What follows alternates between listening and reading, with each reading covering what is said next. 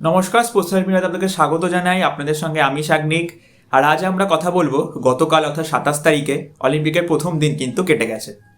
সেই অলিম্পিকের প্রথম দিনে ভারতীয়রা কেমন পারফরমেন্স করলো রোয়িং, শুটিং এবং টেবিল টেনিস, লন টেনিসে, চলুন এক ঝলকে দেখে নেওয়া যাক।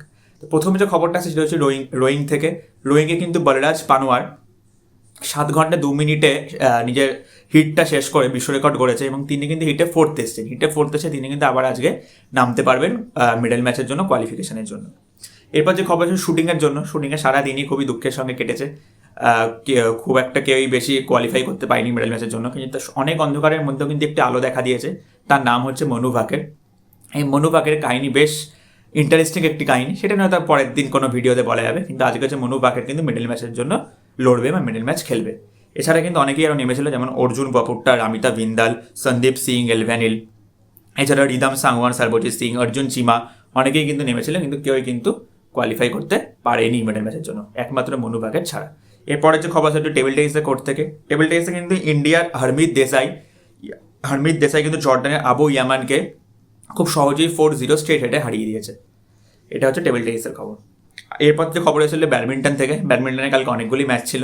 ব্যাডমিন্টনে তিনটে ম্যাচ ছিল, দুটো মেন্স সিঙ্গেল, একটা মেন্স সিঙ্গেলস, একটা মেন্স ডবলস এবং একটা ওম্যান্স সিঙ্গেলস। তো তিনটে ম্যাচের রেজাল্ট কিন্তু একজনকে একটু দেখে নিই। তিনটে ম্যাচে হচ্ছে লক্ষ্য সেন কিন্তু গুয়াতমেলাকে খুবই সহজে হারিয়ে দিয়েছে 2-0 স্ট্রেট হেডে। সাত্বিক চিরাগ জুটি কিন্তু হোস্ট মানে ফ্রান্সের লুকাস এবং রাকান জুটিকে খুব সহজেই হারিয়ে দিয়েছে। এছাড়া আরেকটা যে টেবিল ব্যাডমিন্টনের খবর, যেটা একদম শেষে যে ব্যাডমিন্টন ম্যাচটি হয়েছে সেটা হচ্ছে ওম্যান্স ডবলসের। অশ্বিনী পোনাপ্পা, তানিশা এবাস্টার এই দুজনে কিন্তু হেরে গেছে। খুবই দুঃখজনক একটি খবর এটি, যে দক্ষিণ কোরিয়া কিম স ইয়ং এবং কং হিং ইয়ংয়ের কাছে কিন্তু হেরে গেছে 2-0 স্ট্রেট সেটে। এরপর যে খবর আছে সেটা হচ্ছে বক্সিং থেকে।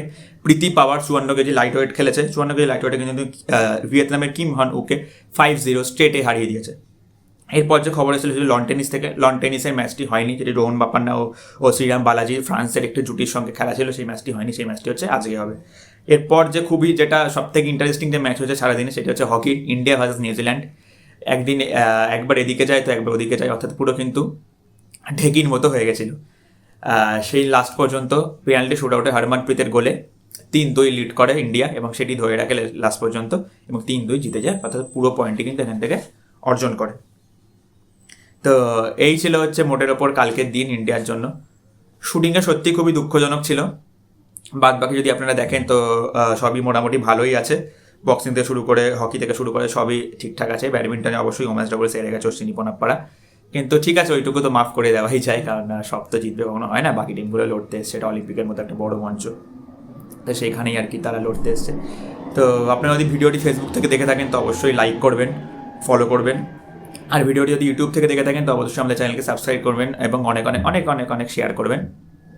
তো থ্যাংক ইউ, আজকের জন্য এইটুকুই। আবার দেখা হবে কালকে আজকের দিনের গোটা আপডেট নিয়ে। তো থ্যাংকস ফর ওয়াচিং।